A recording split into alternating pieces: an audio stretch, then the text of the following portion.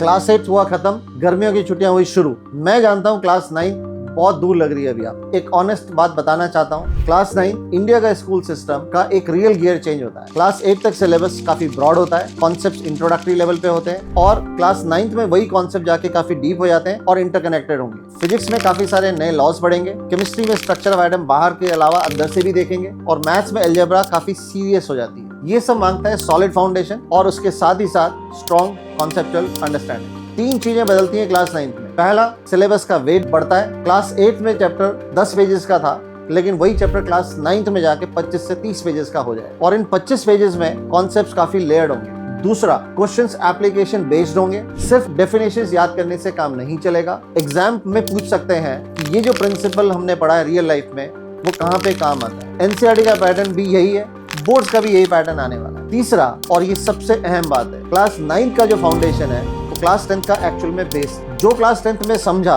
वो class 10th में easy लगेगा और जो क्लास 9 में मिस हो गया वो हमें पीछे खींचेगा। अब मैं पेरेंट्स से बात करना चाहता हूँ। क्लास 9th वो साल है जब बहुत से पेरेंट्स कोचिंग के बारे में सोचने लगते हैं। मैं ये नहीं कह रहा कि कोचिंग मत लो, मैं ये कह रहा हूँ कि पहले एक चीज को एनालाइज करो कि मेरा बच्चा क्लास 8 के कॉन्सेप्ट को जेन्युइनली समझता है या सिर्फ मार्क्स आ रहे थे। अगर जेन्युइनली समझता है तो क्लास 10 की प्रिपरेशन स्ट्रेट फॉरवर्ड, और अगर सिर्फ मार्क्स आते थे तो कोचिंग से पहले क्लास 8 के मिस कॉन्सेप्ट को क्लियर करो। एक और बात, क्लास 9 में परफॉर्मेंस एंजाइटी शुरू हो जाती है। बच्चे कंपेयर करने लगते हैं, फ्रेंड्स के मार्क्स देखते हैं और इस समय घर में एक चीज काफी क्रूशियल होती है कि क्यूरियोसिटी का माहौल है या फिर प्रेशर कुकर का। आज स्कूल में क्या इंटरेस्टिंग लगा, ये सवाल कितने मार्क्स आए इससे ज्यादा पावरफुल है। मैं एक ब्रॉडर बात करना चाहता हूँ जो क्लास 8, 9 और 10 सबके लिए रेलेवेंट। आज की दुनिया में इंफॉर्मेशन का कोई शॉर्टेज नहीं है। गूगल है, यूट्यूब है और एआई तो है ही, कोई भी कुछ भी सर्च कर सकता है। तो स्कूल और कोचिंग का एक्चुअल पर्पस क्या हो? पर्पस हुआ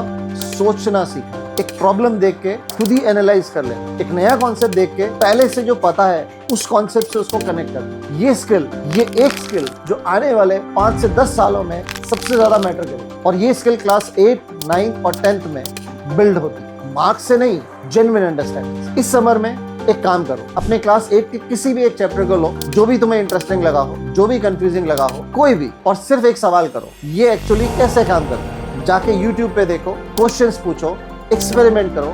यही क्यूरियोसिटी, अगर यही क्यूरियोसिटी आप अपने अंदर लेकर आएंगे तो ये वो चीज है जो ग्रेट लर्नर्स में होती है। क्लास 9 की प्रिपरेशन कोई बर्डन नहीं है, ये एक अपॉर्चुनिटी है अपने आप को एक सॉलिड फाउंडेशन